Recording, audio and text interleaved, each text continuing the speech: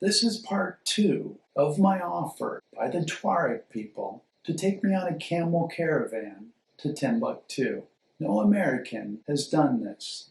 The trip would continue from Timbuktu to the countries of Mauritania, Senegal, Gambia, Burkina Faso, Niger, Chad, and Sudan.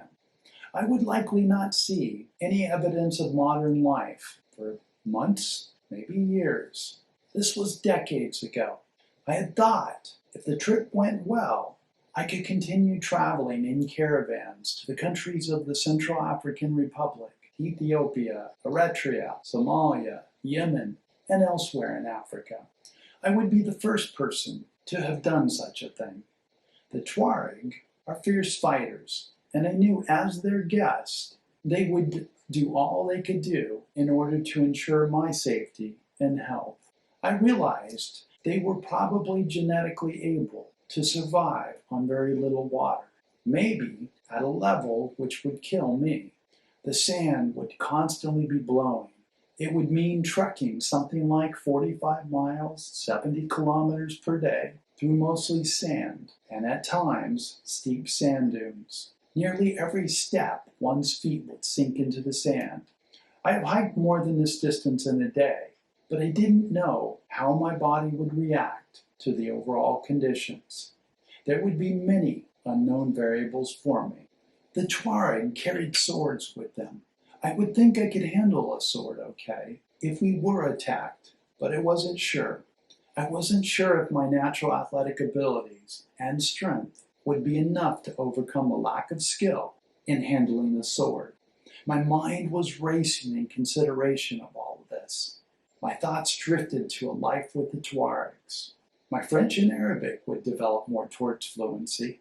Most, if not all, of the Tuaregs speak the two languages, usually as their second and third languages. And I certainly would have learned the Tuareg dialects of their own language, Tamashek. Of course, I might not survive much of the trip. I knew I would have to fight at times, but I had to fight in my travels anyway. I would have been expected to help the Tuareg fend off bandits. I suspect the Tuareg would spend their rest times teaching me how to fight with a sword. Was this pushing it a little too much? The old Tuareg told me he had confidence in me to do the trip.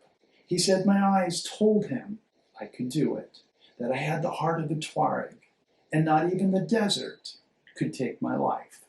He could see I had concerns, though. Among them, if I had any medical issues, it might be months before I could arrive in a place in which I could be flown out.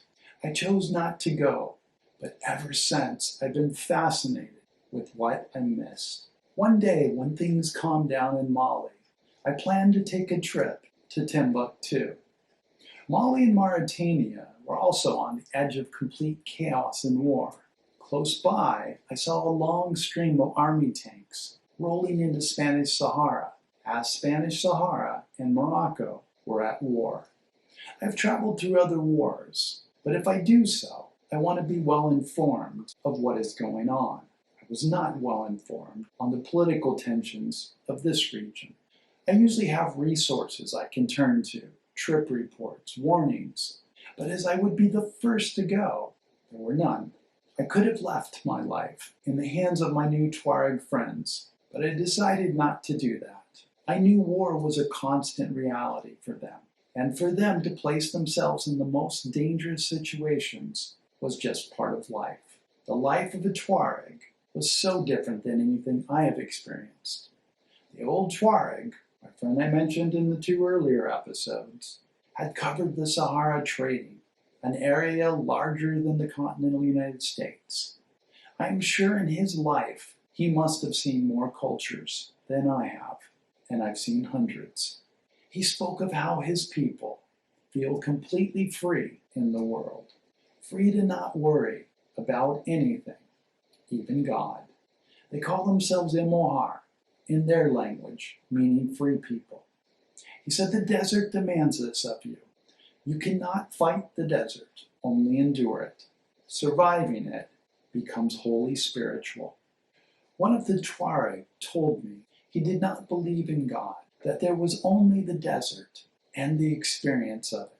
What I must have missed in not making this trip. I am sure the old Tuareg and I would have talked nonstop. He would have told me his life stories of all those places and cultures. I would have heard the stories of his ancestors. Even if I did only the first 45 days, it would have been the greatest educational experience of my life. Who knows? Had I gone, maybe I would have continued on, made travel and being the first to do trips my life, my career. I had already started contributing to travel books, had sold some of my travel photos of political events. I certainly would have traveled on the extended trip with other nomadic cultures, learned their languages, way of life, and philosophy. The opportunity to travel the Sahara by caravan was a long time ago, but still fills my heart with what might have been. The days that followed, I was heartbroken. It was as if I had lost the love of my life, that I had said goodbye to her, knowing I would never see her again. Places I have been are all very personal and intimate to me.